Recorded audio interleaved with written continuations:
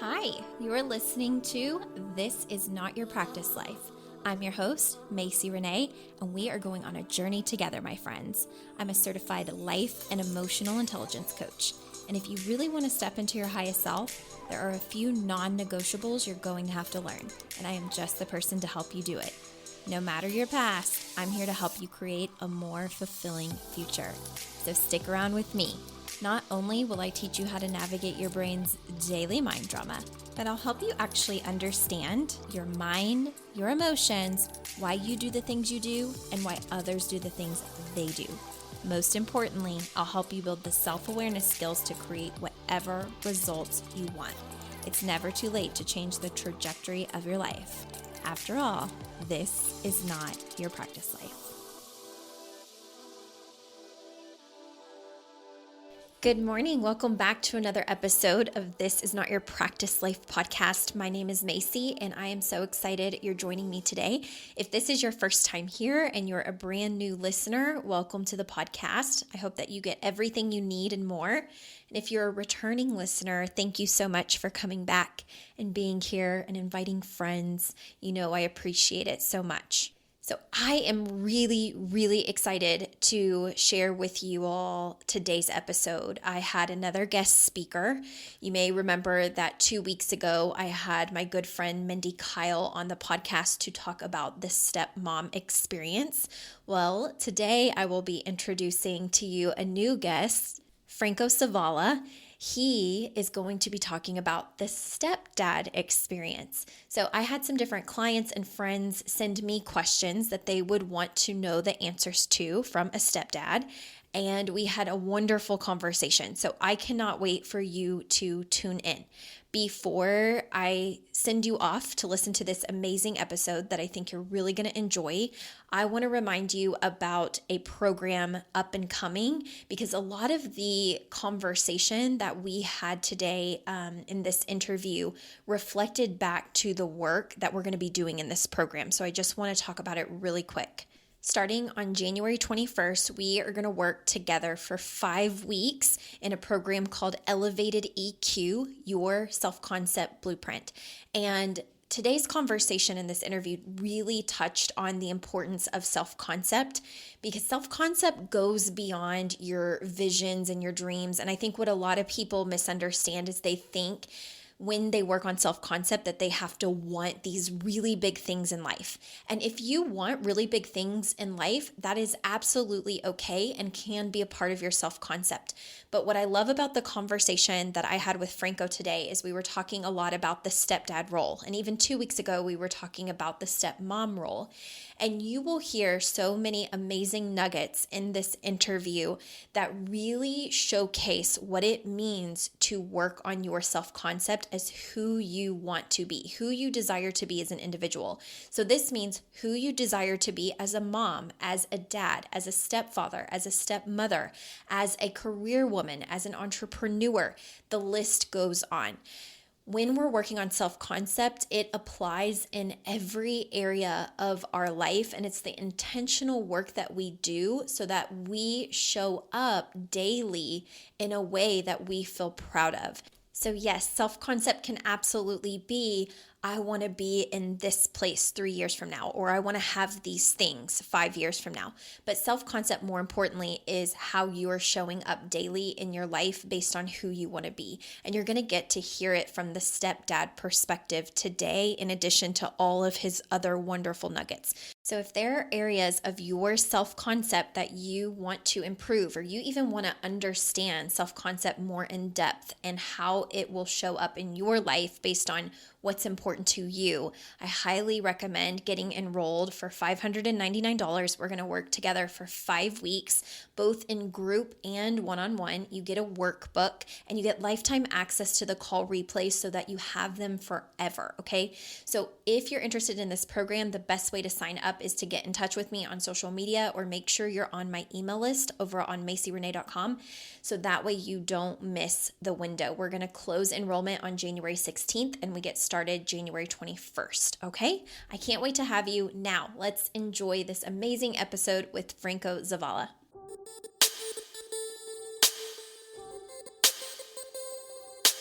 Welcome, Franco, to This Is Not Your Practice Life podcast. I'm really excited to have you on today. I would love for you to start with who you are, a little bit about you, anything that you would like my audience to know about you right off the bat. Okay, awesome. Okay, well, thank you very much for having me on. I really, really appreciate it and for taking the time to have me come on and talk about my background and what I do as a stepdad.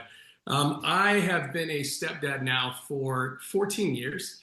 My wife and I have known each other since we were 6 years old. And after high school, we kind of lost touch, and I didn't see her until after I got out of the military, after going to war a few times and then coming home.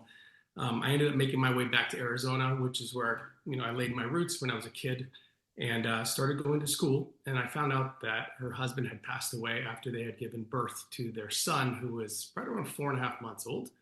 So, me being a best friend to her, I just reached out and said, "Hey, anything I can do to help? I'm here. Let me help you." And me hanging out at the house, just helping with the kids, letting her run errands so she could take care of her life, turned into this friendship that grew into love. And we went out on a date one night dancing because we love to dance. Oh, And I have not left since. that's Uh, amazing. I've got four girls. I've got one boy. He is 15, and my oldest is 23 now, man. She's married, and my second oldest daughter is engaged now. And then down the line, everybody's in school. Wow. So I have been in the entertainment industry doing commercials for a very long time because I love being on camera and talking.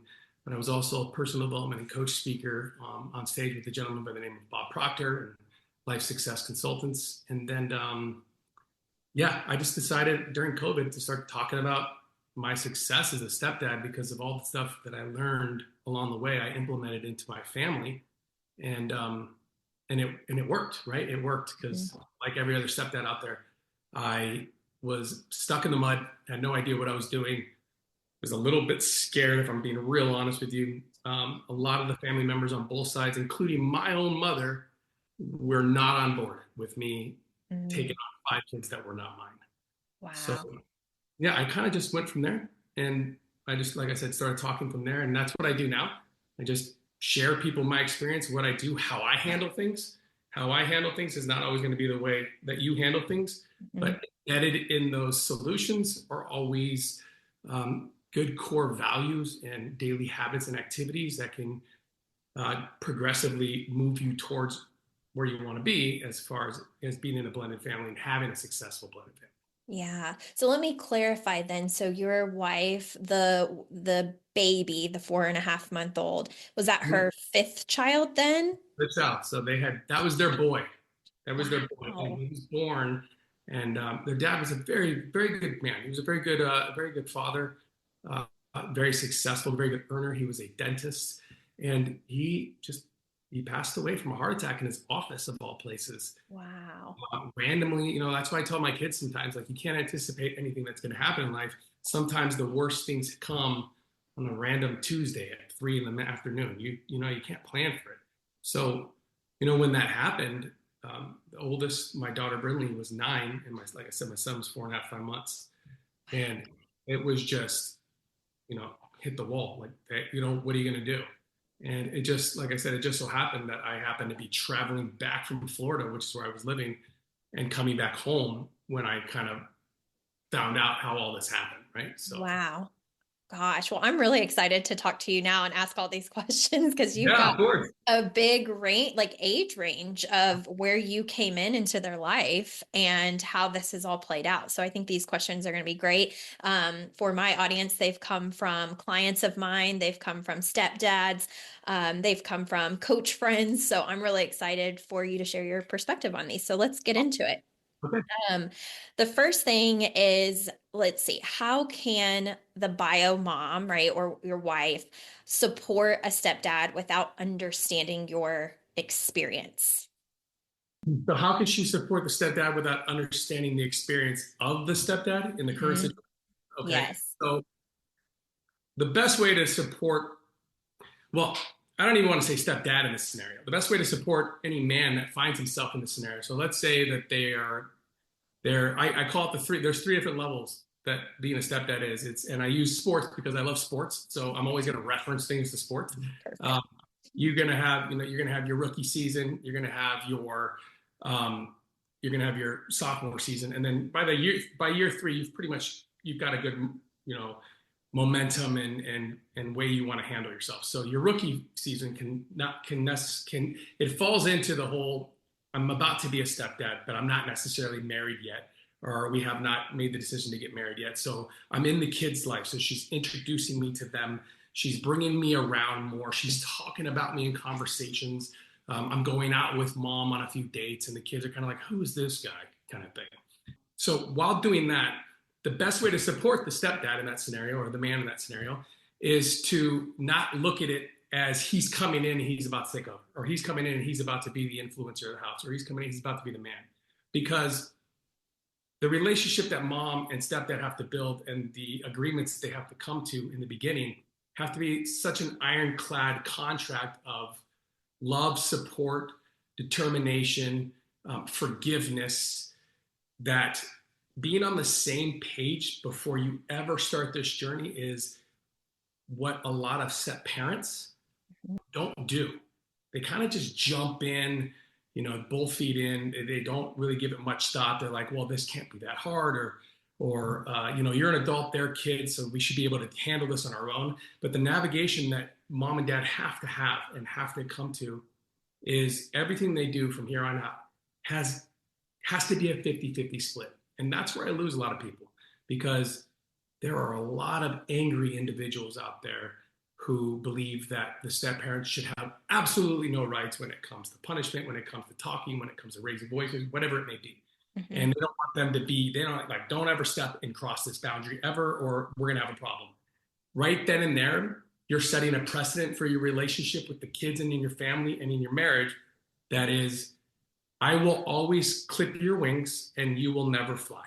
And once you can agree that that's not how you want to do it, and you can agree to the 50-50, right? And mind you, when I say punishment, I don't mean hitting and beating. I'm not talking about my generation where I got slapped. Right. I'm talking about the new generation, which is just being a team. Teamwork is what makes everything work. So that's how the mom can support the stepdad when you first start this journey. Don't worry, the kids, and I know this is going to sound strange, the kids have nothing to do with it. Nothing. Zero. The dad has to know, the new dad and the stepdad, the man has to know one specific thing.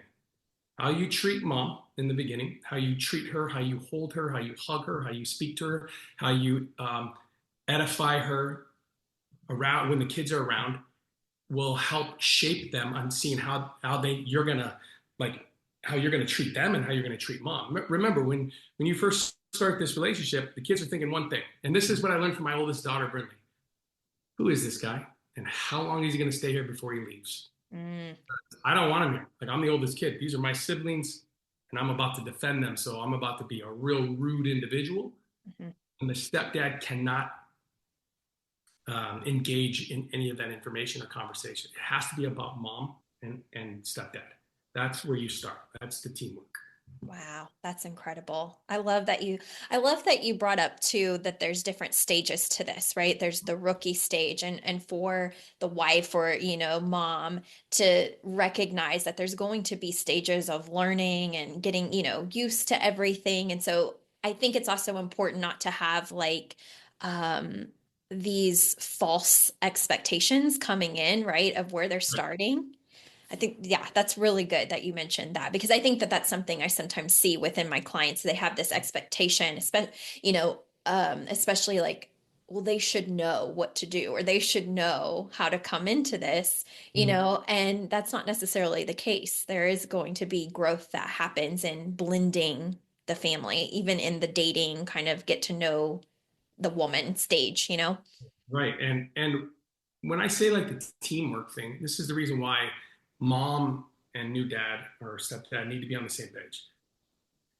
As you progress through the first few years of this journey, especially if bio dad's in the picture, because remember, there's so many different versions of this, right? Like in my version, bio dad wasn't there. And so people sometimes will say to me, well, you didn't have bio dad there. So, you know, how much pushback did you really get? Well, let me just make something very clear. I didn't have bio dad there. But what I did have is bio dad's entire family all at once hating me collectively. Yes. Did not want me there. They didn't know who I was, what I represented, the question that was always thrown out is, what are you doing? Like, you were single, no kids. Now you want 5 kids. What's your play here? What's your angle? Mm-hmm. And no angle, just love mom. That's how that works. Right. So the teamwork that I speak about building the first few years is because when it comes, and it will inevitably come, the negativity, the back talking, the talking behind your back and undermining your authority of who you are as a person and as an individual outside of the four walls of your home, you can't control. You can only control what happens within the four walls of yours. But most, if not all, beginners that think that they can just dive in without teamwork allow that outside circumstances and negativity to literally drive the first few years of the relationship. So it's always a combat. It's always butting heads. It's always sticking up for yourself. It's always coming up with reasons, rhymes, and excuses on why they're wrong. They don't know what they're talking. You're always defending yourself. Yeah. You can't have that. You can't have that. You can't even do. You can't. It has nothing to do with you. You cannot fix anyone's opinion of you. Mm-hmm. Just can't. But what you can do is lay a foundation of love, support, togetherness, and teamwork with your spouse that will supersede and eventually stomp out any negativity that happens. Yeah. Wow. That's super powerful. Thank you for that. Super powerful. Okay. Let's see. So this kind of brings in what we just mentioned, but for you, it's going to be a little bit different. But the question was, excuse me, how do you handle situations where bio dad hates stepdad for no reason? So again, extended family, maybe in your case, right? It seems to wear on the kids most because they love stepdad. So what would you say to that? So it's going to affect you as a man. It's going to affect your pride. As a man, it's going to affect your willingness to continue to move forward within the process, especially if the negativity is just so much, if it's just overwhelming. But for any stepdad getting ready to start this journey, and I'm going to continually hit this on the over the head. It's not about you, and it never will be. It's about them. And the moment that you can give that energy back to them by saying nothing and by showing them that it doesn't affect you, the quicker you can transition into the next phase of what it means to be a step parent. So it's like the bully in the yard, the kid in the yard. Once you don't give the bully in the yard any energy, they eventually go find something else to do, right? They'll go bother somebody else. And that's kind of like what I had to deal with too, but instead of a bio father, I had to deal with bio dads, dad, moms, 4 brothers, 3 sisters, 18 cousins. My wife's mom, who was abused as a child, had like 7 stepdads, abused her physically and mentally. So that stigma that was on me, even though she's known me since like I was 6 years old, didn't matter. That stigma was, you're a new man, you're a stepdad. And in my head, stepdads are dangerous, are pedophiles, are group, all that stuff. Therefore, that's the category I'm going to put you in. And until you prove yourself, that's where you stay. And I'm like, damn, that's a hard thing to overcome. But it's not when you understand that it's not about you. Mm-hmm. It really isn't. It's just about protecting the kids. Some people don't know how to verbally express themselves the right way. You know this. I mean, they say things that make no sense, and they shoot themselves in the foot when they don't mean to because they don't know how to articulate the words correctly, whatever it may be. Same with the people that are trying to just protect the children, right? And I get it. I totally get it. And so what I found that worked for me was I just agreed. Even if I didn't, I just agreed, because the quicker I agreed, the quicker I moved on from the conversation, the quicker I can go back to worrying about how do I build a relationship with my wife that will outlast all of this, right? Because they have to understand. They have to understand that, look, I love my children. And if I wasn't a professional stepdad, and I call myself the professional stepdad, so we're clear, because it goes back to sports. I used to work for this gentleman by the name of Bob Proctor. Like I said, he was in the movie called The Secret.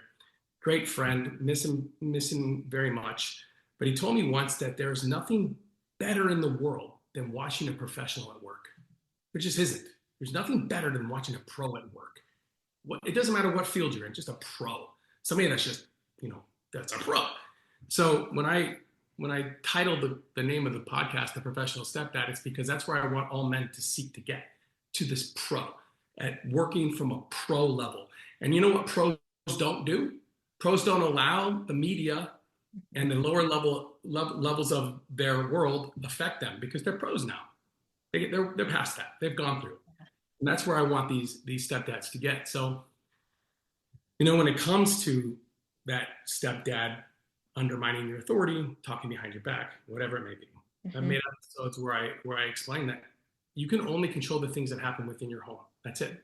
You can't. That's it. That's all you can do. So when they leave your home and go to dad's house, or dad starts dating a new woman and then she starts talking, whatever it may be, just understand that they're going to hear what they hear. But if you're doing your job at home, listening, understanding, and building a relationship with mom, what will eventually happen, especially like it did with me, was all the outside noise started to make its way into our home, but in a way that was positive, because the kids wanted to talk about it because they wanted to defend me. That's amazing. Because they saw what I was doing when nobody else was looking. Right? And that is the unseen work. That's that work you put in, when you're reading your book or you're communicating with your kids, and you're trying to do things with them to understand them, right? There are so many stepdads that have this thing where they want to jump in and they want to be the yes man, right? They want to be like the whole, I'll do anything you want, anything you need. Here's all the presents. Here's all this stuff. Kids don't need that. And they never will. They can't afford to have that in their life because they need stability. Kids need stability. Yeah. So that's really how you can overcome that. Don't let anything come in. This is your home. You set the standard. You set the rate. You set the love. You set the attention. And if the kids can see that, kids are smart, man. Kids are really, really smart. And they understand it and they get it. And when you show them that you're listening and you actually care and that you're not just putting on some fake facade show, they get it, they understand it. And it's awesome. The experience is awesome. That's awesome. It really is that whole, you walk the walk, not just talk the talk, you know what I mean? And you're living your truth and how you show up for them and how you show up for mom. And so all the outside noise only makes them question what's happening, you know what I mean, outside, because they're like, well, that's not actually the story of what's going on in our home. Like we see it, we live it every day. So that's really, and I love the professional stepdad that whole concept too. I even have on my Instagram a folder where when I find a reel of someone who's mastered their craft, I just find that so admirable. So I love that that's where you're really wanting to lead stepdads. Awesome. Okay, so this is a question that came up a few different ways. So recommendations for handling finances for, bio mom, stepdad, especially if you have no kids together within that relationship. So it's stepkids. Okay, so meaning how does a stepdad contribute to the financial stability of the home when he comes in? Yes. So I guess a big thing too, it's if if you're 40, you're just now married, you've been independent your entire life, you've built your financial success, and then you come in and you have stepkids now, and whether you do end up having kids with mom or not, how do you manage and balance that financial kind of responsibility? My understanding right now, okay, so I want to make sure I'm clear about this question. Is this a stepdad that is dating mom, or is he in the home? Is he there? It started dating, married. Yeah. So they've crossed the threshold. They said I do's, all that stuff. Okay. Cool. So how do you balance the financial stability and the contributing factors within the home, right? Yeah, or any just financial things that maybe come up if you've ever experienced this with any of the guys that you've talked to, or if this has come up for you. Okay, cool. No, it's definitely come up for me. Here's how you handle it.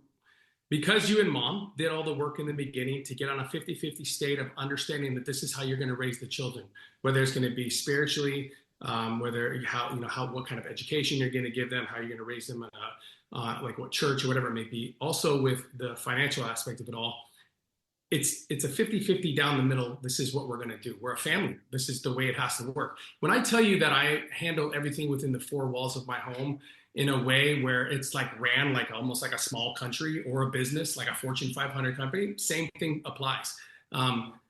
Our money will go in collectively together, and we take care of the family collectively together. My responsibility of those children, the moment I said I do to my wife, my responsibility to them, just because, and even if I'm not biologically connected to them, Mm-hmm. right? My financial responsibility to them is the same as my responsibility that I have to love them unconditionally, no matter what they do. This is not pick and choose help where you want to type bullcrap, right? This is mom and dad have a great game plan. We know where we want to go. We set up a 1, 3, 5-year goals for the family, how we want to take care of things, whether it's a family trip or whatever it may be. And then we move forward accordingly. But because our lines of communication are open, and because we agree to a 50-50 split on how we're going to do things, Mm-hmm. it's easier to navigate the outside noise when the bio parent or somebody's saying, you owe me more money, or I don't think I should pay any more now, whatever it may be.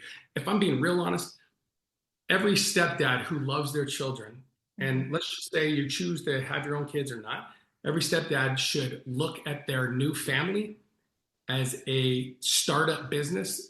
And every startup entrepreneur knows that that's your baby.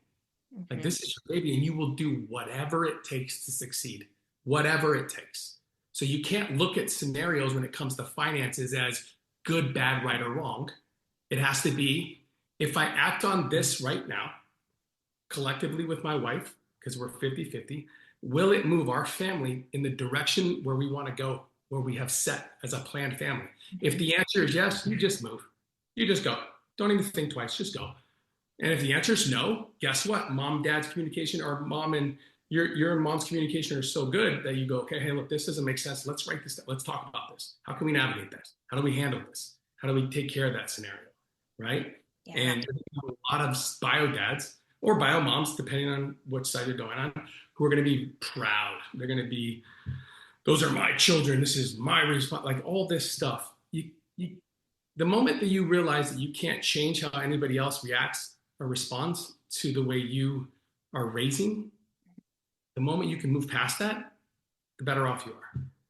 So financial independence for mom and dad in a home is not a smart idea, unless you're dating. I get the dating part of it. You're just new. Cool, makes sense.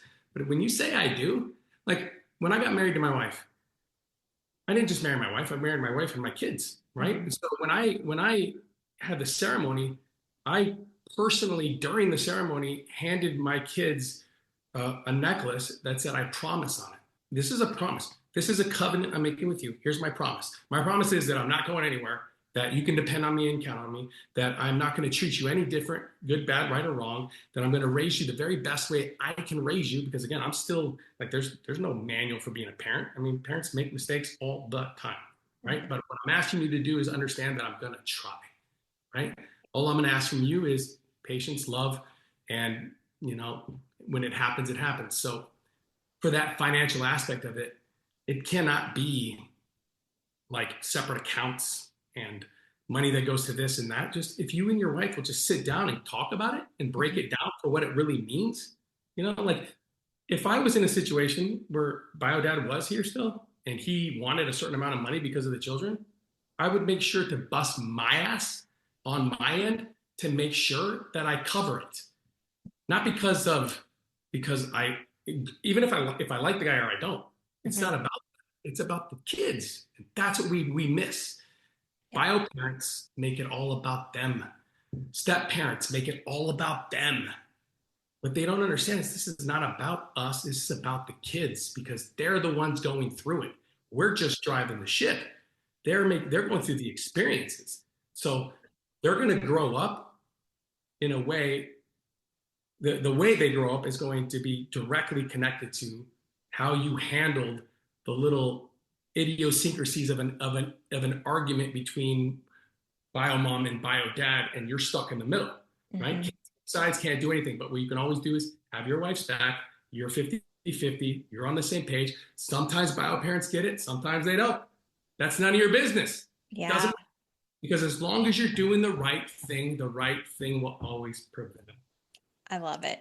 I love this answer. I'm going to, bring light to the fact that when I did the podcast episode with Mindy Kyle, has the stepmom experience. Yeah. same answer. So, I really want my audience to hear that is that, it is about the children.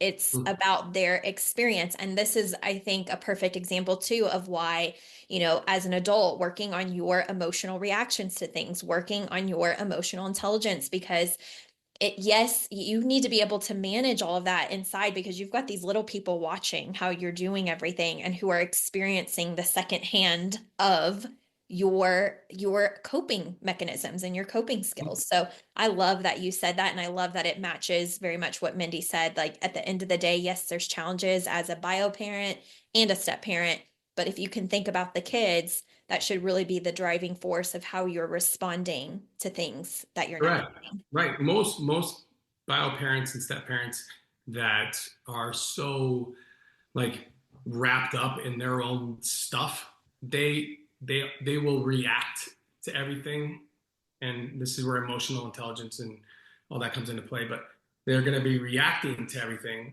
instead of responding. If you're listening, you're responding. If you're not listening, you're reacting, and that's where a lot of parents lose the kids because they are going to react based off their personal experience in life and their knowledge that they have currently, especially if they're not doing the self work. I mean, I'm a big person when it comes to doing self work. If you are a stepdad and your step one is work on you. It's not about you or mom, it's you first, right? So Mhm. Yeah, perfect. And it helps with, working on yourself helps with those moments when you have, extended family or people that don't like you in the outside because you can't control them. And so then again, how are you responding, to your day-to-day life when you can't control other people? It's a perfect right. example. Yeah. Oh, and also too, with that whole react and respond thing, forgive yourself. Mhm. Because look, like I'm really good at what I do. And when I say good at what I do, I mean good at what I do in business, good at what I do as a father, as a husband, as a friend. But I'm only as good as I give myself forgiveness for. Meaning, like, I cannot allow my mistakes to be the driving narrative to how I am as a parent. Have I made mistakes as a parent? Yeah, a lot, a ton of them, way more mistakes than successes. But because I've laid the foundation correctly, those mistakes can be pocketed and addressed as a unit, as opposed to trying to take care of everything by yourself and trying to handle it by yourself. Yeah, that's awesome. I love it. All right, let's see. Okay, so this is something coming up for mom. She said it can feel sometimes like we're the default parent. How do you encourage and Hmm. how should you encourage the stepdad to set boundaries for the kids? So when you say default parent, I mean, is in parenting in general? Yeah, I think like I think of this as like probably when discipline comes up Ah, or ah. the kid is, let's say, gets in trouble in school and then mom feels like, okay, it's for me to handle because it's my kid, that's in air quotes for everybody that can't see us. So how do you, as what would be encouraging for mom to say to bring stepdad in and be like, hey, set boundaries, hey, help me, with the discipline side or Oh, that's a great question. Now that I'm seeing it from that point of view. So again, this is all going to tie back to team. This is all going to tie back to the amount of work that you and your wife did in the beginning that will help you establish a good roadmap to navigate the complexities of what it means to be in a blended family, which when it comes to discipline, when it comes to how you discipline and the way you discipline, all that other fun stuff, right? And I think that, so for me and my wife and I were raised in families that discipline was an extremely harsh punishment, right? An extremely harsh punishment from both sides. We Mhm. both grew up in alcoholic families. Both my parents are alcoholics. Her mom was like just around alcohol our whole life. Mhm.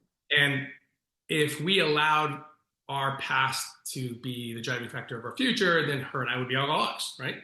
Mhm. Right. So changing that DNA sequence was what we wanted to do. But the reason that we have such a not easy time, but a better time than most step parents when it comes to discipline is because of the agreement that we made together. And so what we did was when we first decided that we were going to get married and we were going through the dating phase and the proposing phase, all that, we would go every New Year's, so like Mhm. December 31st, we would go check into a hotel room, we'd turn off our phones, we would bring these huge post-it whiteboards, Mhm. big markers, and we would go in and we would just lay out all the goals we have for ourselves, all the goals we have for our family, all the goals we have as parents. How do we want to do things? How do we want to navigate things? Then we go through that, and then we talk through it, and then we agree on certain things. And then we don't agree on certain things. And that's how we pretty much develop this manual on how to parent our children. Because our children are different than Bob and Steve's children. Right. So when mom wants to be like, hey, look, set boundaries, like help me discipline. Like, I don't want to, here's the best one. I don't want to be the bad guy here. I want to be the bad guy. I can't, why do I have to be the bad guy? Right. Yep. And the stepdad's like, well, I don't want to be the bad guy, because if I'm the bad guy, I'm replaceable. Like, right. I mean, look at this. I'm walking on these eggshells. And if I make one big mistake, that's it. I'm written off. You guys can get rid of me. I'm the placement holder here. That's how most of these men think. Right? And they think like that because they never had the conversation in the beginning. They never did the self-work for themselves in the beginning. And because of that, when they get to the discipline type, when it comes to the discipline, when it comes to learning how to discipline, there is no creativity in it. And people that don't work on themselves, whether it's mom or dad, because there's no creativity on how the world is changing, they will automatically default to the way they were raised. That's why people are scared of step parents, because step parents that don't do the work, their first initial reaction is roar and scream and yell and hit and throw, right? Yep. Because that's what we were taught. So that's the way the mom can introduce that is to the kids specifically, is by making sure that line that I talk about in the sand, that line is never drawn, right? And I'm not saying give permission to stepdad to beat the kids. That's not what I'm saying. And if anybody takes it that way, you're an idiot, okay? But what I am saying is that how you handle things together is how you will handle everything, right? So if you want to discipline and you don't want to be the bad guy, like my wife said that a few times, I don't want to be the bad guy. I'm like, okay, I'll be the bad guy. Yeah. I'm okay with being the bad guy because I know my boundaries. I know what I set for myself. I know what we agreed on. I know where we go together. I know that if I go a little bit too far, she'll pull me back, and vice versa. Because we agreed to it already. We've talked about it already. We've worked through it already. That's how any bio mom or bio dad can introduce the parenting aspect of discipline when it comes to the family. Like, stop taking it so serious. It's not. Because if the kid gets in trouble and mom and dad are on the same freaking page and they talk to the kid the same freaking way, there is no good guy, bad guy. There is teamwork. Yes. I love that. I love that because it's something I want my audience to hear again. It's that it comes down to self. I love that you said, I know just based on myself how I want to handle this thing, but then there's also the teamwork of working with my wife and what we've discussed and how I'm going to approach this. And so I think that's just so important for people to recognize, is that the more you do that self-work and you have that awareness, you get clear on what your natural responses are from past programming. And then you get to decide actively in that moment, like that you're going to do something differently. So, I think a lot of people do get stuck in patterns, and maybe it's one, well, because they're not aware of it, but two, a lot of it becomes like this fear-based thing, like you said, with the stepdad, like, I'm replaceable, or you can just push me out. So I don't want to be in this bad guy position, as opposed to the response when they're really, truly working on self, and then they've worked with their partner as a team. Right. And I've made, like, the mistakes that I made when it came to discipline, the big mistakes that I made were all in the beginning. And it was because I didn't know what the hell I was doing. I went from being single with no kids, going out every night, hanging out with buddies, golfing on the weekends, to, oh, here's 5 kids, boom. Yeah. Like, that's how fast, just so we're clear, I want to make sure I'm clear about this. Okay. This is not a popular story, but it's not meant to be negative. I hope your listeners understand that. I fell in love with my wife. Okay, I've known her since I was 6. We grew up 6 houses down from each other. I've known her my whole life, right? But I was never in love with her. Like, that was my best friend. Yeah. Like, we grew up as kids together. But when I fell in love with her was at her husband's funeral, and I didn't even realize it until like 3 years later, because I took myself to therapy because I needed to work through some stuff. Because I'm man enough to know that sometimes you need a middleman to talk your issues through. Right? My wife made this, and I made a decision very early before we ever got married. We started marriage counseling 2 years before we ever got married. Hmm. because we knew that our childhoods were jacked up. Hmm. And if we were going to do this right, we had to get past our shit. We made that agreement. So when I went to the funeral, I was like everybody else, just walking in like everybody else. And as I turned the corner and I see her from a distance, and she's got Brinley and Emma, her two oldest daughters, next to her. She turned and smiled at me. In that moment, I fell in love with her. Aw. Like in that moment. So again, the point I'm making here is that I knew that I wanted to be in that family from Jump Street, from get go. And I knew that it was going to be a very tough road. I know I was going to climb a lot of mountains. I mean, having been a single man with the amount of money I made, now I've got 5 kids. I'm like, oh my gosh, what am I going to do? Yeah. But when I realized that this was about her, it's always been about her, Hmm. it made it real easy for me to make that transition. So, when it comes to that discipline factor of the children and the kids, like I kept my distance for a while and before I can discipline you, let's say you're my child, Hmm. I gotta know who you are. And if I don't know who you are, some disciplines will work and some disciplines won't work. That's where that book, The Five Love Languages for Children, came into play. Yeah. That became my Bible in the beginning. And I would go and do all the exercises with each one of my children so I could identify their love language. I can identify their secondary love language. And then I would be able to discipline based on that. So, for instance, my son does not like to be put in his room alone. Like he does not, he has this quality time. So I knew that discipline, if I was going to really get through to him, that I would have to go to your room. I would come in a minute later, sit with him on the bed, explain to him what happened, and then talk about the consequences of his actions and then give him a discipline. Hmm. Opposed to just screaming, yelling, slamming the door, saying, stay in here, that would have made him shut down on me. Yeah. That's just learning the little nuances of our children in the beginning when I was doing the self work and the study. The self work is yes for you, but it also has to be for your children. You got to I say this a lot. Sometimes you just got to shut up and listen. And if you're listening, they're going to tell you what they want and what they need.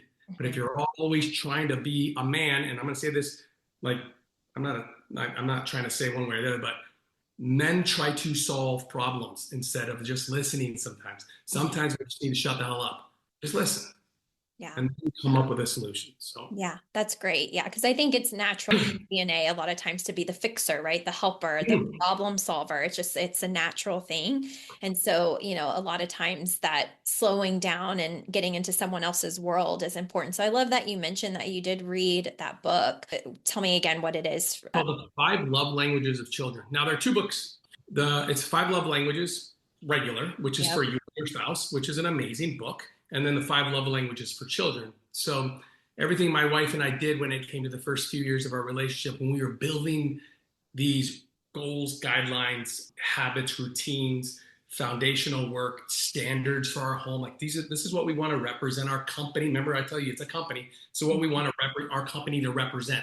Our stock value in our company will rise and fall depending on how well we lock in these values. So that book became our blueprint on how we would approach this because we knew that a child's love language at 9 is not the same at 20, right? So you have to always constantly be working, constantly be listening, constantly be talking. And here's the best thing, or not the best thing, but here's the thing you have to remember, stepdads and stepmoms. Do not anticipate or wait for the thank you. That's a big one. Wait for a thank you. Don't wait for I appreciate you. Don't wait for.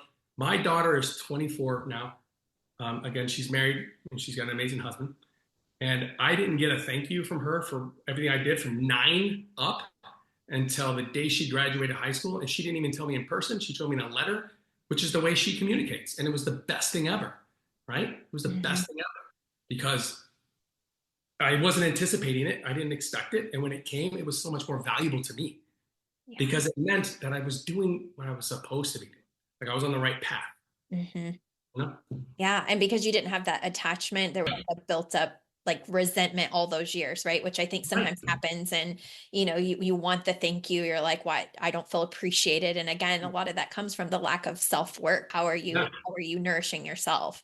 Right. Value, self-value is big, right? If you're always looking for everybody else to validate who you are as a person, you'll never go anywhere ever, period. So true. Okay, let me see the questions because we've covered so much. And this is just, I know my audience is going to love this.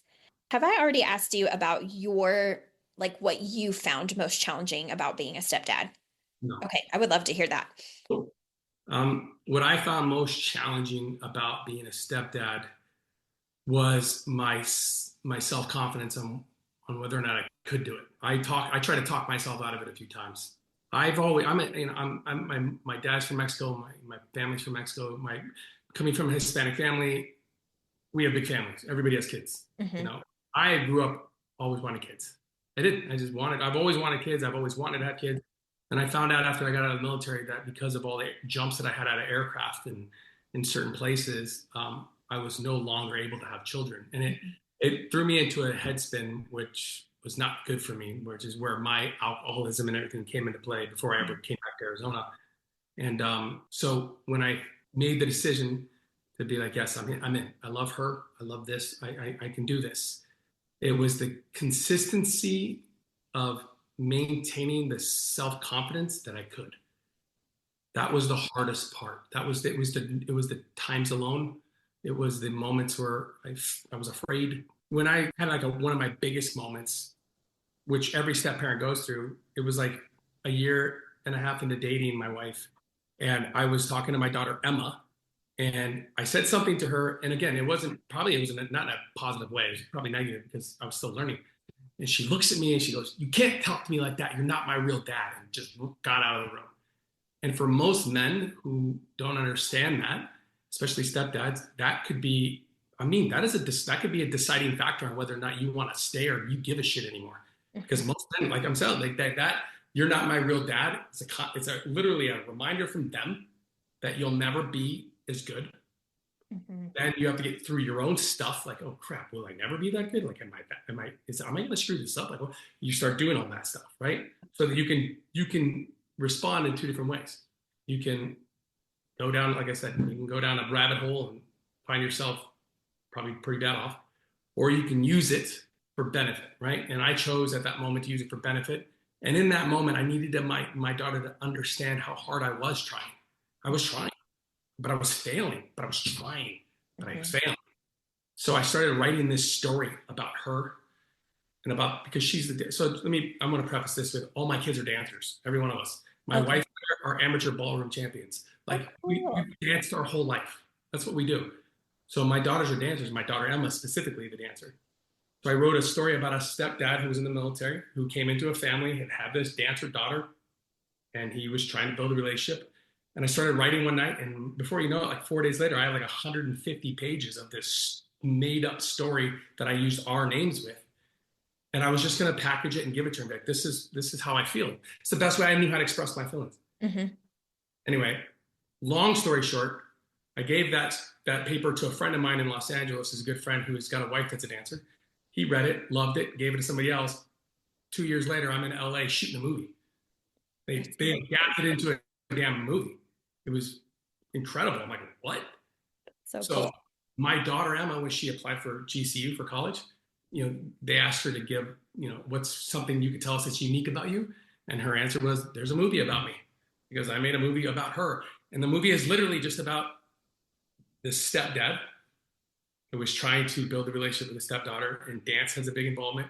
We ended up getting huge actors for it. I mean, it's just incredible. It's an That's incredible thing. amazing. What's the So name of the movie? it's called Lift Me Up. It was on Netflix for 2 years. Now you can find out like Apple Television and any of the Perfect. platforms. It's like $3 to rent or whatever. And Okay. I didn't make it just so we're clear. I didn't make it because I wanted to have some sort of a Hollywood thing. Yeah. It was just I was just trying to pour my feelings out, and that's how I could express myself. Hmm. So when it comes to like that, what's the most typical thing for me is I had to find my avenue of how I would work through my problems in order to get myself to an end solution that would be beneficial for the family, right? Yes. And for me, it was creativity. For other men, it might be building. For other men, it might be meditation. Like there's a lot of different avenues, right? So Hmm. you have to find what your anchor is. What is your anchor? And that's how you get through those down times, again, which there are more than there are positive. They get through the down times. Yes, that's so good. Because that was another thing that a question that came up. It was how do you approach situations where kids, especially when they're teens, are resistant to stepdad's involvement? Hmm. So again, my oldest daughter, who was 9, is not even at teens. So never make the assumption that teenagers are going to be that driving force to being like this aggressively, like, who are you type person, right? Mm-hmm. I found it much more complicated with a 9-year-old and a 10-year-old than I did when they were in the teens, because they have no filter and they'll tell you exactly what they think, whether you like it or not. That's Where true. a teenager has already learned kind of like that, okay, I can say this, but I don't want to. 9-year-olds, 10-year-olds, they don't give a crap. They're just going to spit it out. And my daughter Brinley made it very clear to me in the beginning. Why are you here? When are you leaving? Like, quite a few times. It's right Right. out there So with it. how do you navigate the teen years specifically, especially if you're coming into a family with teenagers who have already established and developed those habits and routines in their other life and how all that stuff. And the best way to navigate that is to not navigate it. Mm-hmm. Don't don't feed into any of it, because it's not about you. If you can dissect it to its origin, which would be whomever that person is, inner, where it all started. If you can dissect it to its origin, you'll learn pretty quickly that you're just the punching bag. It's not really even about you. It Mm-hmm. has nothing to do with you, right? Yes. So understand that it's not about you. Understand how to communicate with your kids the proper way, because you learn their love language. And when you can do that, you can actually sit them down and talk to them about it. And then lo and behold, because you're listening, they'll tell you. Yeah. And then don't try to solve the problem. You just say, hey, I hear you. I understand. I'll tell you what, let's do this as a team. You let me know what I can do, and I'll let you know what you can do. And let's say we talk every Friday. Mm-hmm. Every Friday you get home from school, we'll have a little chat. We'll kind of give each other, a little barometer. Hey, where do we stand? How do we look? Because we got to do this as a team here. Like, we got to be on the same page. Yeah. And if you do, for instance, have like that kid that's just so resistant to the change, right? Because again, with you blended families, there's so many different stories and dynamics and how it can come about. But if you had that resistant kind of child or teen that's just they're putting their foot down, if I don't want this integration, Yeah. what would you say would be a way to handle that or approach that situation? So it all goes back to your relationship with mom. Hmm. Look, not everybody's going to like you. Not every family member is going to agree with you. You'll go through 10 years and still have people that just talk about you bad behind your back. It doesn't matter. None of it does. All of it's irrelevant in the grand scheme of where you're trying to go, right? And if you have a combative teenager, young adult, just a complete jerk sometimes, ones that are their dads and moms let them get away with anything they want, Hmm. and they're not going to bow down to any sort of stability whatsoever. Your job is to do literally nothing, because it has nothing to do with you. That's what everybody has to understand. It's not about you. It never will be about you. You just happen to be the new person that entered the Squid Game, and you're just trying to figure out the freaking what game you're playing, Yeah. right? In the end of the day, everybody's looking for what? The money that's above the head. That's it. They're trying to get out of their own stuff, how to solve their own problems. It has nothing to do with you. So when a kid doesn't want to get on board with you and they don't want you there, whatever you may be, here's the question you have to ask yourself. Does mom want me there? Do I want to be there? If both of those answers are an absolute yes, it doesn't matter what they think, Hmm. period. And Yeah. they can come and be a part of this great journey, or they can choose to move in with dad. Hmm. And then you just have to kind of navigate those waters as it comes. Remember, the kid will come back in the house and they'll do things to try to undermine you and not talk to you, whatever it may be. And the moment you don't feed into them or give them any energy, they'll just kind of go away. Hmm. That's just the nature of the beast. And sometimes it can be harsh, but at the end of the day, you're trying to protect your values and, like I said, the foundational work that you're setting in the family. And you're not going to be unwavering no matter what, because eventually it'll work out. It always works out. Hmm. It always does. Yeah. And I think a lot of times, like, people forget too, if we come back to the kids and you think about, like, I always encourage my clients with emotional intelligence work, if you can get curious and jump out of your own stories and Mm. into someone else's world, a lot of times what that leads to is even if there's, you're not on the same page in the moment, there's compassion there, there's empathy there of like, there are emotions driving this person's behavior. And whether the stories in their mind are true or not, I get to respond, the way that I would like to respond to this. So it's one of those things where it's really important to remember not to feed into all of those stories that maybe the child has, and instead walk the walk. Like, what walk are you walking? You know what I mean? Not just talking the talk. So that's huge. Yeah, I That's love perfect. That's a well way to say that. I mean, if you're walking your truth and you're not wavering on what you said you were going to do, hey kids, I'm not going anywhere. it. I made a promise to you. We're going to go through hard times and good times, but you will not. I'm not going to jump ship. You're not Mhm. going to wake up one morning and all of a sudden he's gone because he couldn't hack it. That's not who I am.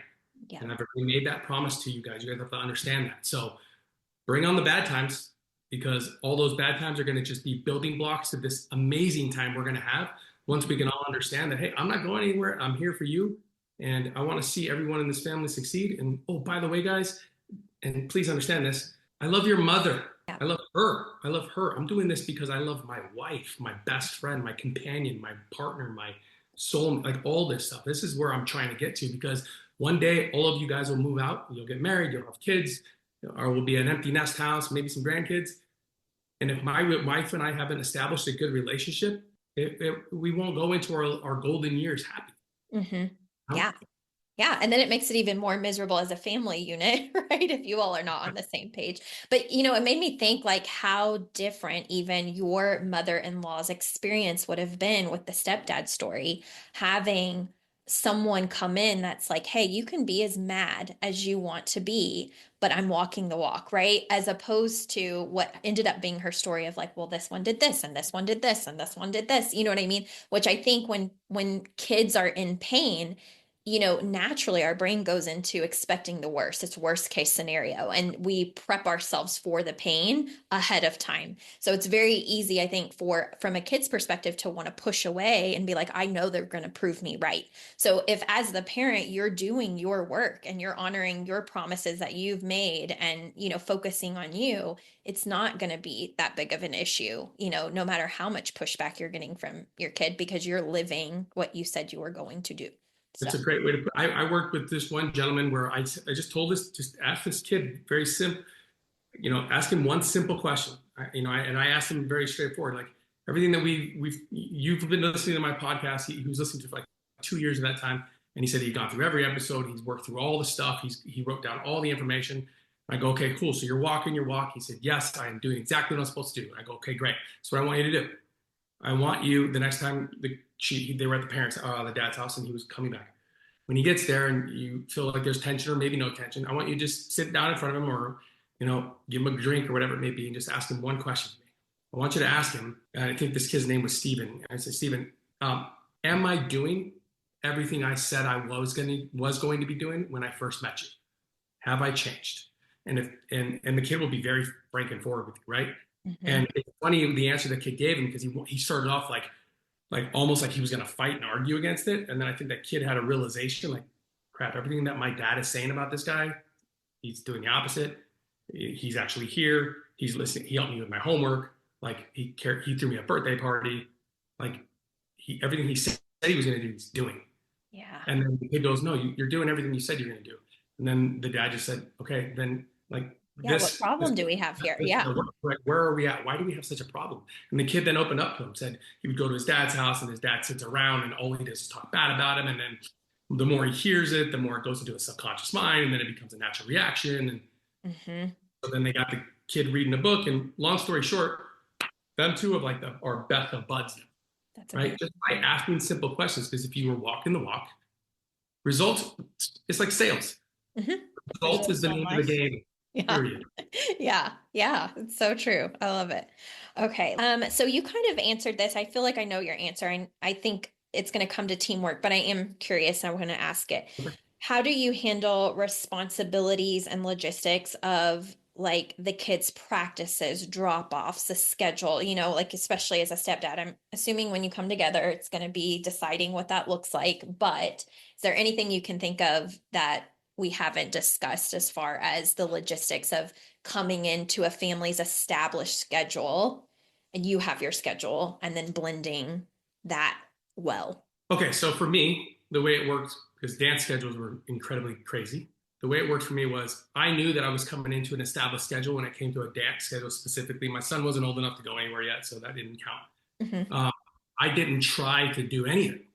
I talked to my wife, and I just asked her what the schedule was and what it may be. And then what I would start doing is I would start just listening and paying attention to how the schedules and would play out. Then I got really familiar with the time frames on when people needed to be certain places and when they didn't. I kind of just became like the movie A Beautiful Mind. I just started like analyzing everything like by myself, trying to pay attention to it.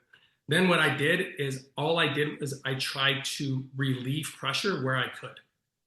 For instance, if I knew my wife had had a long day, but then she would have to drive to dance, drop off at 6, pick up one at 7:30, come back home, make dinner, then go back at 9:30 to pick up, then come home and then feed dinner. I would do one of two things. I would either say, hey, look, I'll do all the pickups tonight. You stay home. Or I'll be like, I tell you what, when you drop off right now, you go do what you have to do. And I go, instead of coming home for the 45 minutes and going back, stay there. Go talk to some of the moms. I'll make dinner. And then when you come back, it's kind of like a well-oiled machine. So we just had to get into like a collective well-oiled machine and where I could help. But I didn't try to navigate her dance schedule or how that schedule went because it was way too complicated. And if I'm being real honest, I didn't want to learn it all. I mean, it was just, I could see her brain working. I'm like, no, I don't want that at all. I needed to find the spots where I could relieve pressure. That's all I did. And then what happened is by relieving pressure in those spots, that ended up organically forming a schedule that worked. So now, even to this day, now it's really simple. Like if I can't help out with driving, I help out with laundry. If I can't help out with laundry, I help out with dinner. Like I try to do things everywhere to relieve pressure points, right? Yep. It's the best way. And and it doesn't always work. And sometimes it sucks. Sometimes they travel and I can't do anything about it. But I think it's just because I didn't try to figure it out. I didn't try to decipher it. Yes. Yes.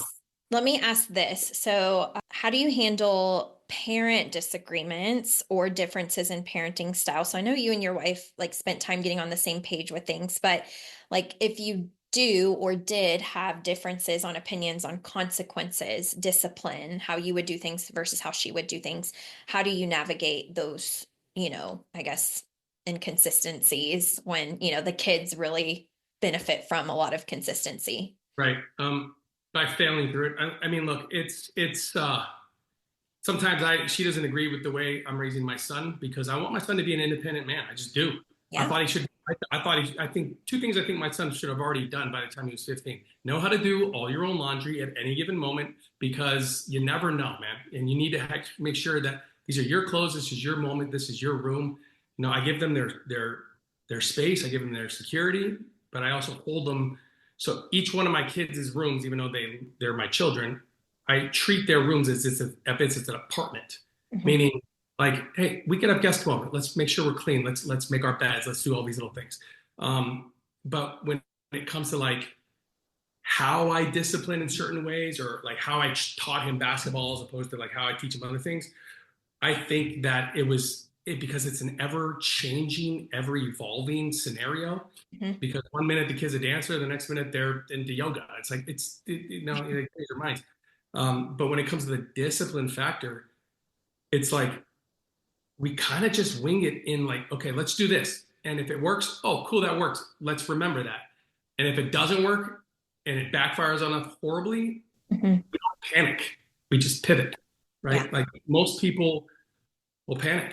They'll panic, but if you and your partner, like I said, the teamwork stuff, if you pivot correctly, like any company that's in an emerging market that has a dying product, if they don't pivot, they're dead.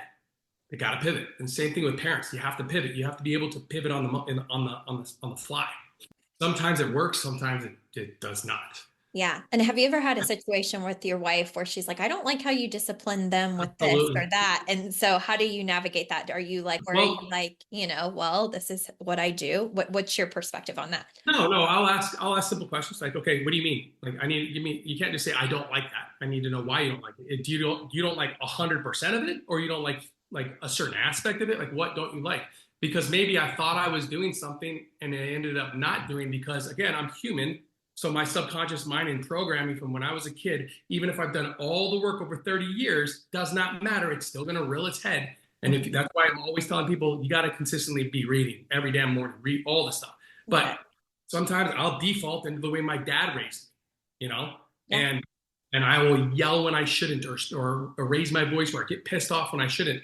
And it sucks, sure, but I'm at least aware enough to know it happened. And my wife is aware enough and understands it enough to where she can communicate that with me. Like, hey, that was a little too far. Yeah. That was a little too far. Like for instance, my wife, when she was raised by her mom, if she spilt something, well, even my mom, but if they spilt something, I mean, it was like I might as well have burnt down the house, Yeah. you know. And Yeah. my wife will still have those reactions every now and then where a kid will spill something and she loses her shit, Yeah. and I'll have to be like, baby, like that was way too far, Yeah. And sometimes we'll sit in it for a minute, but eventually, because again, we did the beginning work, I can get to a conclusion, which was, yeah, that's probably not a good idea. Yeah. Company last night. My youngest daughter came in with all of her friends. I was in the room watching a show or something, and they came in just loud, like screaming.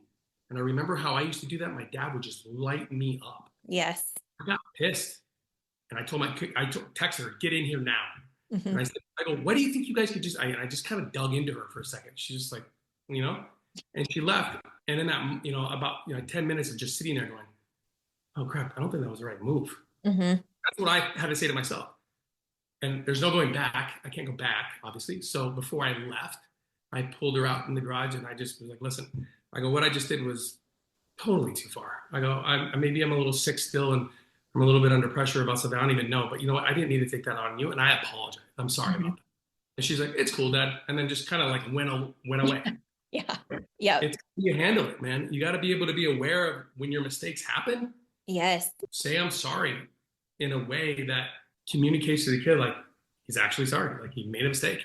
Yeah, that emotional awareness and maturity is so important. Like I think of times where, my husband, I don't have kids yet, but like watching the navigation of like nieces or nephews or things Mm. like that. And there's been times where I'm like, "Ooh, I do not like how your tone or how you yelled," and sometimes he'll come back and he'll be like, "Did I yell?" And I'm like, "Felt like you did." And then he's like, "Did the child respond like I yelled?" And I think back to like even the child's response. I'm like, "No, they seem fine." So it's really interesting, like this constant awareness we have to have, right? Because sometimes I'm ready to like chew him out, and then I'm realizing, well, the kid, it wasn't problematic for the kid. Yeah. Maybe it's just ingrained in a cellular level sometimes. Right. So Right. having that ability to apologize and to be like, wait a minute, let me step back and see why my reaction was the way it is. Because sometimes it's not even about, in answering this question too, for the person that asked, it's like sometimes it's not even that the partner has done anything wrong. It's like, again, something ingrained in you Yeah. that you're seeing that feels familiar. And so you have to sometimes check yourself even in those dynamics. Right. And you got to remember, I mean, this is a lot easier said than done, but look, you're not perfect. You're never going to be perfect. And stop thinking you can somehow try. Like, I think perfect in the word perfection needs to be stripped from the dictionary, right? So, Mhm. you can't beat yourself up for too long because at the end of the day, whether your kids are 8 or 18 or 28, you're still the parent and they're going to still come to you for things. And as much as I want my kids to be independent and go get a damn job and stop eating all my food and all that other stuff that my parents used to tell me that I still do to this day, Yeah. I also love it when they're all here. Like when they all come home, you should see my wife. She just light up. Kids are home. Everybody's eating dinner at the table. Like you could just Aw. see her like living in the moment because everybody's older now, Yep. It goes Yep. by so fast. Time is fleeting. Yeah. And something that Mindy said on her, stepmom episode too, it's like she has to work with a lot of the stepmoms on not having the mentality of like, oh, like it'll be better when they're older, it'll be easier when they're older, when they're grown and they're out of the house, it'll be easier, and then we'll get to live our happy little marriage life. She was like, it's forever, it's a forever commitment. And if anything, she said, as the kids have gotten older, especially in the dynamic where there is, an ex-wife or whatever, it's been interesting to see that, now you have baby showers to attend where all the adults need to get together in a room, or you have weddings to attend. And she talked about that emotional maturity of being aware of yourself and what comes up, because even when the kids are older, you're still navigating parenting because it's parenting. For So, sure. yeah. For sure. And what we've learned too as our girls have gotten older. I mean, remember I've got four. Hmm. I'm now dealing with other boys, right? Hmm. And I immediately default to boys being like me when I grew up, and if there's no way, so it's like having a blessing and a curse. It's like a superpower, but that I don't want. Yeah. And I can just see when kids suck, like especially the boys when they're just like no way, you Yeah. know. Even with all the kids, like my son-in-law now and my future son-in-law, who asked my second oldest daughter to marry. Before I say yes to them, I challenge them in something. Period. Like they're gonna get challenged. So, for instance, my daughter Emma or Brinley, when her husband, I knew he wanted to ask me for permission. Cool, meet me at the gym. He's like, okay. And he got there, and I go, where are your basketball shoes? And he goes, they're in my car. I'm like, cool, go get them. And he comes in, I go, so let me ask, you're going to ask me for my daughter's hand in marriage? And he goes, yeah. I go, cool. Put your shoes on. And he puts them on, and I had mine on. I go, we're going to play one-on-one to 11. And if you don't beat me, the answer is hell no. So we start playing, and I think he thought I was joking. Uh-huh. Start playing, and it's like 6-0 me. And I stopped for a second. I go, I think you think that I'm joking right now. I go, do you honestly think that I'm going to let another man marry my daughter and take care of her who won't fight for her right now against her own father? You got another thing coming for you. And his smile turned into whatever the hell it turned into. Yeah. And it was 11-6. Wow. So point is that I need to test these young men because I need to see their resolve and train them too, because the way they were raised, and I've got to I would like to say it gets easier as the kids get older, but it's actually been a little bit more difficult. I hear that. Because they don't express their emotions and their feelings as much as they used to when they were younger. Now you're having to have a secret code to unlock a certain area for the talk. We've done enough work and enough listening to where the kids are pretty, like sometimes my girls are way too open with me. A lot. Yeah, and like sometimes it's like, no, go tell mom. Like, well, we can't tell mom. I'm like, well, stop telling me. I don't want to know anything. Yeah, I have a stepmom and she says the same thing. She's like, sometimes they tell me too much. And I'm like, but how amazing that you are that safe person for them to be able to do that, even though sometimes it's a little cringe. Yeah, I'm glad that they trust me. Yeah. And so that brings me to a question that someone asked. What are some ways you've built trust and connection with your kids? I know a lot of listening, talking, things like that, but have you done anything special with any of them? Sure. Yeah. I mean, I started that young. I mean, I knew that in order so I knew one main thing. I knew that I didn't give a shit about what anybody thought about me marrying my wife. I knew I was going to marry her, period. But I knew there was a lot of people and obstacles to overcome. But I knew instinctually that I was not going to ask if my oldest daughter, Brinley, didn't agree. Because you got to remember, Brinley was the closest to her real dad. They were best friends. Yeah. So she was immediately protected mode for mom and for siblings. She didn't want to mess up that dynamic that they had before they ever knew who I was. And I remember when I knew I was going to marry or ask her to marry me, I had hinted a few times. And Brinley's like, no, I don't think it's a good idea. Or no, I don't know, not yet. Maybe a few of you, like she would drop these little subtle hints like, no, you're not the guy. And I was like, crap, how am I going to do this? Like, how can I let her know that I'm not going to? Like, how do I do this? And I'm like, oh, okay. So, and the ring was like, I don't know, $6,000 ring, whatever. I gave her the ring. And she goes, what's this? I go, I'm not asking your mom to marry me. I go, this is the ring, though. What do you think? She goes, oh, it's beautiful. I go, cool. You keep it. She goes, why am I keeping it? I don't want to lose it. She goes, I don't care what you do with it. You keep it. When you feel like you're ready to say that I can marry mom, you let me know. Aww. So I left the decision to her. Few months. I knew it was going to be a few months. I wasn't like totally. But a few months later, it came in the room. She handed it back to me. She goes, "You're ready." That's sweet. So that's one thing I did with her. And again, so 5 love languages for children help me establish who they are at what their love language is, which helps me establish who they are as a person, which then helps me get to a point where I can build certain trust, because not every kid builds trust with their step parents the same way, right? So you have to know how to communicate with them. You have to know how to talk to them. And here's a really, really important thing. The best advice I can give to any step parent: figure out who your damn kids are, man. Like, ask questions, pay attention. Like, for me, it's real simple. Like, your kids come home every day with Starbucks. What are you drinking? Write it down. Like, keep a little black notebook. Write this stuff down. And then randomly on weekends or holidays or Tuesdays, give them that thing. Don't make it an all the time thing, but just let them know, hey, guess what? I know who you are. I'm paying attention. I understand you. I hear you. Okay. My daughter, Clara, who is big acts of service. She's always so busy because she's a special needs teacher. She's an amazing kid, but she's so busy all the time. And she's the only child I had that went to Europe to study abroad. I mean, that's how independent this little girl is, right? Wow. She's so awesome, but she's just so scatterbrained. So she'd go off to school sometimes, and I will go in her room and I'll look at her room. I'll clean the entire thing. I'll do all of her laundry. I'll fold it for her. I'll leave her a motivational note on her window with a marker Mm-hmm. because that matters. Because now I can't do that same thing, just so we're clear, I can't do that same thing with my daughter, Emma. Mm-hmm. So Yeah. that's how you build trust. You build trust by figuring out who they are and paying attention on who they are becoming. I love that. Yeah, that's so powerful. Last two questions for Okay. you. Going from stepdad having, a life, let's say 40 something years, maybe being, just being on his own, having privacy when he needs it, all of the things. Now married, has a bunch of kids.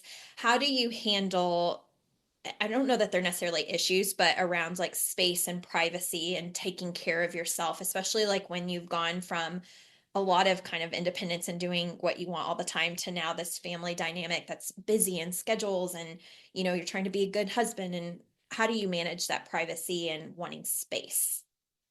Away from the kids or like everyone? I think everyone, like, I think when you just know you need to recharge and you love them, you love your wife, you love your children, but it's like I need space. And I think what happens maybe is sometimes guilt comes into play of like, or for the wife watching that the stepdad maybe needs space, it feels like, are we too much? Have you jumped into something that's too much? Like, is space a bad thing?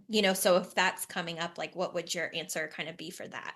I think a level of balance between your anchor and your family are big. I believe everybody has an anchor. Everybody should have an anchor. For me, my anchor is basketball, whether it's outside or at a gym. I like to make sure that I carve out that time for myself because that's where I kind of like listen to music and I just shoot hoops because I love it so much, right? And my balance on that is one, again, because it's an ever changing thing as far as schedules go. My balance on that sometimes works and it sometimes doesn't. I think that understanding that as a parent, I'm a leader and I'm a mentor and I'm a teacher and I'm a provider and sometimes my time and space is irrelevant because I need to be somewhere, but that's just being in tune with the family and the moment. And I think that if you're in tune and you're aware of what's happening within the family and within the dynamic and how things are unplaying, that you can easily carve out that space for yourself. But it's making sure that you're organized enough in your head to know when to carve out the space, making sure you're communicating that with your spouse, so they know like, hey, look, I need some break. I need a break. Yeah. My wife and I are really good at that. Like if she feels overwhelmed sometimes, she's like, hey, I'm gonna go for a walk. I don't track her down. And if the kids are like, hey, where's mom? I'm like, don't know. I'll play dumb. But I thought it would be more of a challenge, as I come into the family, especially because again, all the girls. So this house has been filled with like 50 freaking kids, all girls, all dancers, all screaming, all yelling. And what I found was like I wanted quiet and I wanted like to be in my room or watch a movie. And then one day it was weird. I was like, you know what I'm gonna do? I'm gonna go scare the shit out of them. I don't know why, what made me do it, but they were all outside in the pool, and I put a speaker in the roof above my daughter's where they were all hanging out. And when they got back in there, I played like a scary sound, scared to this day. This happened when my daughter Emma was probably 10. Till this day, her friends that were there talk about that story. And I'm saying because like sometimes your alone time doesn't need to be alone. Sometimes your alone time can be like, how do I connect with the kids in a different way, or how do I connect with my family in a way that I haven't been doing that I could try out and see if it works, and maybe it'll leave a cool memory, maybe it'll leave a lasting thought. But having that balance, like I said, with you and your spouse, and just kind of knowing when you need a break, is always big.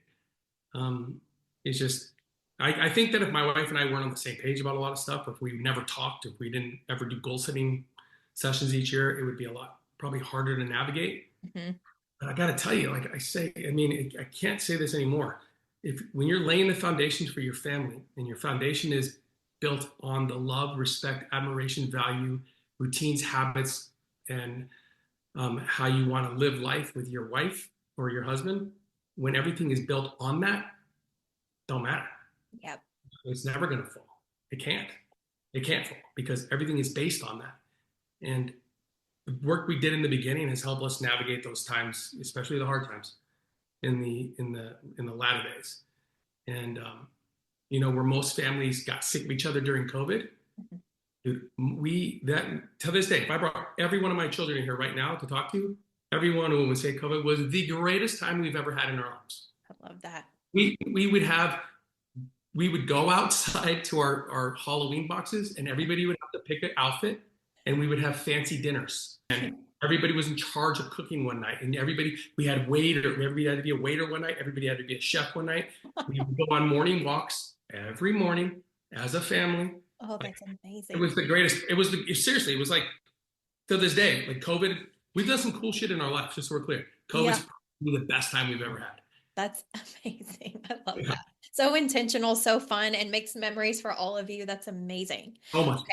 So final question, and thank you so much in advance for this episode. I know it is so valuable to all of my listeners. So final question I have for you is, what are you proud of in helping raise these 5 children, amazing children, being a stepfather, or father figure? What are you most proud of?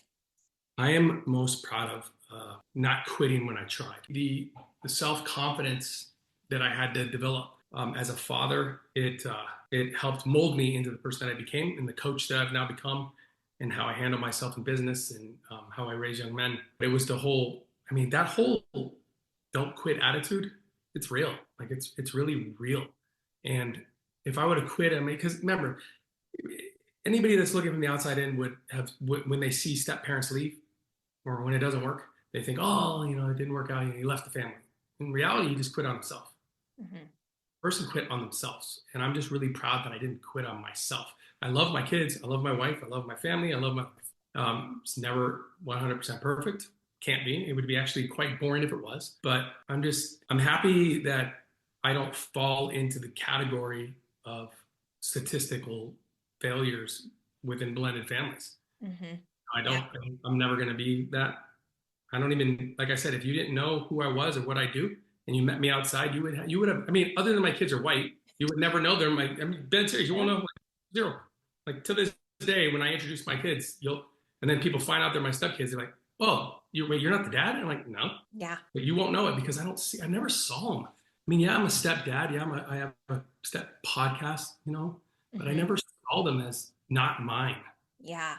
I can tell that though in your language, because throughout this entire podcast, you refer to yourself, like even if I use the language stepfather or stepdad, you come back to father. Like it's so ingrained in you and like your self-concept and who you are. And I think that's an amazing thing. You know what I mean? So I don't know if you even realize that, but it always came back to you being their dad and father. And so I think that's amazing. So you have a lot to be proud of. And Mindy taught me a lot of those statistics for blended families, and I could not believe it. So I think, it is something to be very proud of.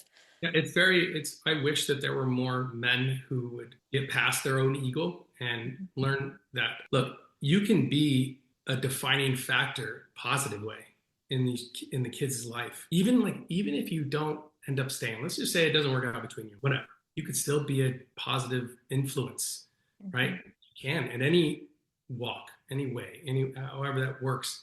You just have to believe that what you're bringing to the table has value. You have to fully buy into your value. And you're not there to replace.